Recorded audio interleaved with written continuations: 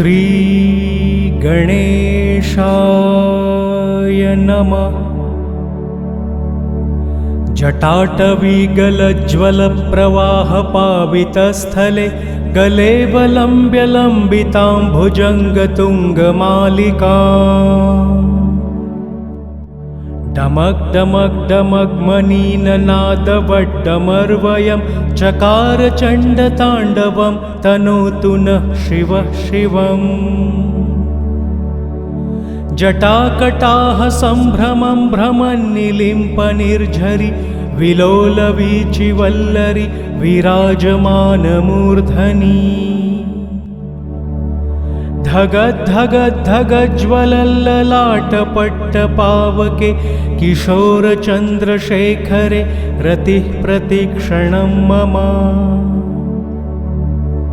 धराधरेन्द्रनन्दिनी विलासबन्धुबन्धुरस्फुरद्दिगन्तसन्तति प्रमोदमानमानसे। कृपाकटाक्षधोरणि निरुद्धदुर्धरापदि क्वचिद्दिगम्बरे मनोविनोदमेतुवस्तुनि। लताभुजङ्गपिङ्गलस्फुरत्फणामणिप्रभा कदम्बकुङ्कुमद्रवप्रलिप्तदिग्वधूमुखे। मदान्धसिन्धुरस्फुरत्वगुत्तरीयमेदुरे मनोविनोदमद्भुतं बिभर्तु भूतभर्तरी। सहस्रलोचनप्रभृत्यशेषलेखशेखर प्रसूनधूलिधोरणि विधूसराङ्घ्रगिप्पिठभू। भुजङ्गराजमालया निबद्धजाटजूटक श्रिये चिराय जायतां चकोरबन्धुशेखरः। ललाटचत्वरज्वलद्धनञ्जयस्फुलिङ्गभा निपीतपञ्चसायकं नमन्निलिम्पनायकम्। सुधामयूखलेखया विराजमानशेखरं महाकपालिसम्पदे शिरोजटालमस्तु नः। करालभालपट्टिकाधगद्धगद्धगज्ज्वल ध्वनञ्जयाहुतीकृतप्रचण्डपञ्चसायके। धराधरेन्द्रनन्दिनी कुचाग्रचित्रपत्रक प्रकल्पनैकशिल्पिनि त्रिलोचने रतिर्ममम्। नवीनमेघमण्डली निरुद्धधुर्धरस्फुरत् कुहूनिशीथिनीतमः प्रबन्धबद्धकन्धरः। निलिम्पनिर्झरीधरस्तनोतु कृत्तिसिन्धुरः कलानिधानबन्धुरः श्रियं जगद्धुरन्धरः। प्रफुल्लनीलपङ्कजप्रपञ्चकालिमप्रभा वलम्बिकण्ठकन्दली रुचिप्रबद्धकन्धरम्। स्मरच्छिदं पुरच्छिदं भवच्छिदं मखच्छिदं गच्छच्छिदान्धकच्छिदं तमन्तकच्छिदं भजे। अखर्वसर्वमङ्गलाकलाकदम्बमञ्जरि रसप्रवाहमाधुरि विजृम्भणा मधुव्रतम्। स्मरान्तकं पुरान्तकं भवान्तकं मखान्तकं गजान्तकान्तकान्तकं तमन्तकान्तकं भजे। जयद्वदभ्रविभ्रं भ्रमद्भुजङ्गमश्वस द्विनिर्गमत्क्रमत्स्फुरत्करालभालहव्यवा। धिमिद्धिमिद्धिमिध्वनन् मृदुङ्गतुङ्गमङ्गलं ध्वनिक्रमप्रवर्तित प्रचण्डताण्डवः शिवः। स्पृशद्विचित्रतल्पयोर्भुजङ्गमौक्तिकस्रजोर्गरिष्ठरत्नलोष्ठयो सुदृग्विपक्षपक्षयोः तृषार्णविन्दचक्षुषोः प्रजामही महेन्द्रयो समप्रवृत्तिकः कदा सदा शिवं भजे कदा निलिम्पनिर्झरी निकुञ्जकोटरे वसन् विमुक्तदुर्मतिः सदा शिरस्थमज्जलिं वहन् विमुक्तलोललोचनोललामभाललग्नकः शिवेति मन्त्रमुच्चरन् कदा सुखी भवाम्यहम् इदं हि नित्यमेव मुक्तमुत्तमोत्तमं स्तवं पठन्नरः ब्रुवन्नरो विशुद्धिमेति सन्ततम् हरे गुरो सुभक्तिमाशु याति नान्यथा गतिं विमोहनं हि देहिनां सुशङ्करस्य चिन्तनम् पूजावसानसमये दशवक्त्रगीतं यः शम्भुपूजनः परं पठति प्रदोषे तस्य स्थिरां रथगजेन्द्रतुङ्गयुक्तां लक्ष्मीं सदैव सुमुखीं प्रदाति शम्भुः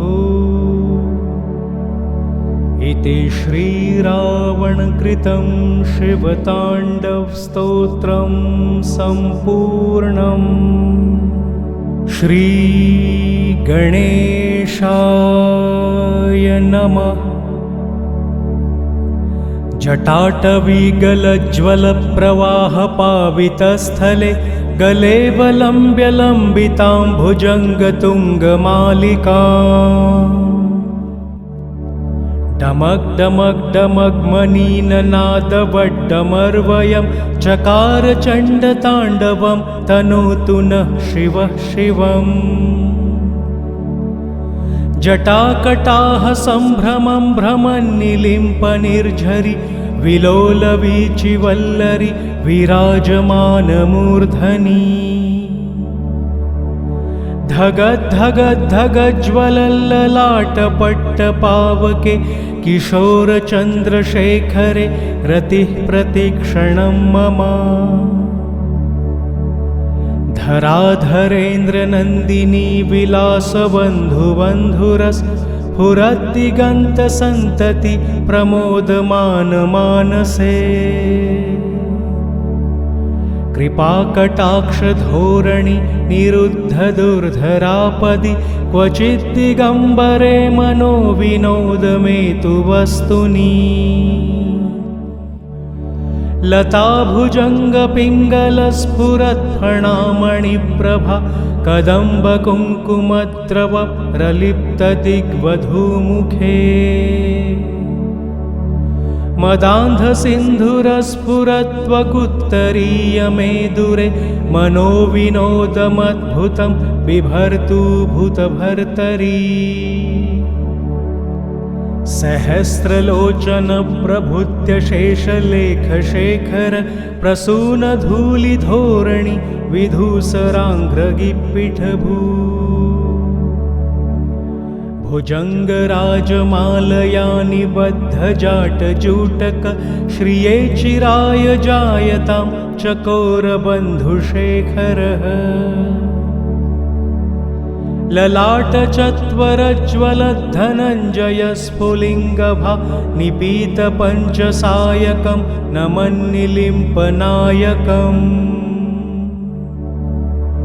सुधामयूखलेखया विराजमानशेखरं महाकपालिसम्पदे शिरोजटालमस्तु नः करालभालपट्टिकाधगद्धगद्धगज्ज्वल ध्वनञ्जयाहुतीकृतप्रचण्डपञ्चसायके धराधरेन्द्रनन्दिनी कुचाग्रचित्रपत्रक प्रकल्पनैकशिल्पिनी त्रिलोचने रतिर्ममम् नवीनमेघमण्डली निरुद्धधुर्धरस्फुरत् कुहूनिशीथिनीतमः प्रबन्धबद्धकन्धरः निलिम्पनिर्झरीधरस्तनोतु कृत्तिसिन्धुरः कलानिधानबन्धुरः श्रियं जगद्धुरन्धरः प्रफुल्लनीलपङ्कजप्रपञ्चकालिमप्रभा वलम्बिकण्ठकन्दली रुचिप्रबद्धकन्धरम् स्मरच्छिदं पुरच्छिदं भवच्छिदं मखच्छिदं गच्छच्छिदान्धकच्छिदं तमन्तकच्छिदं भजे अखर्व सर्वमङ्गलाकलाकदम्बमञ्जरी रसप्रवाहमाधुरी विजृम्भणा मधुव्रतम् स्मरान्तकं पुरान्तकं भवान्तकं मखान्तकं गजान्तकान्तकान्तकं तमन्तकान्तकं भजे जयद्वदभ्रविभ्रं भ्रमद्भुजङ्गमश्वस द्विनिर्गमत्क्रमत्स्फुरत्करालभालहव्यवा धिमिद्धिमिद्धिमिध्वनन् मृदुङ्गतुङ्गमङ्गलं ध्वनिक्रमप्रवर्तित प्रचण्डताण्डवः शिवः स्पृशद्विचित्रतल्पयोर्भुजङ्गमौतिकस्रजोर्गरिष्ठरत्नलोष्ठयो सुदृग्द्विपक्षपक्षयोः तृषार्णविन्दचक्षुषोः प्रजामही महेन्द्रयो समप्रवृत्तिकः कदा सदा शिवं भजे कदा निलिम्पनिर्झरी निकुञ्जकोटरे वसन् विमुक्तदुर्मतिः सदा शिरस्थमज्जलिं वहन् विमुक्तलोललोचनो ललामभाललग्नकः शिवेति मन्त्रमुच्चरन् कदा सुखी भवाम्यहम् इदं हि नित्यमेव मुक्तमुत्तमोत्तमं स्तवं पठन्नरब्रुवन्नरो विशुद्धिमेति सन्ततम् हरे गुरो सुभक्तिमाशु याति नान्यथा गतिं विमोहनं हि देहिनां सुशङ्करस्य चिन्तनम् पूजावसानसमये दशवक्त्रगीतं यः शम्भुपूजनपरं पठति प्रदोषे तस्य स्थिरां रथगजेन्द्रतुङ्गयुक्तां लक्ष्मीं सदैव सौमुखीं प्रदाति शम्भुः इति श्रीरावणकृतं शिवताण्डवस्तोत्रं सम्पूर्णम्।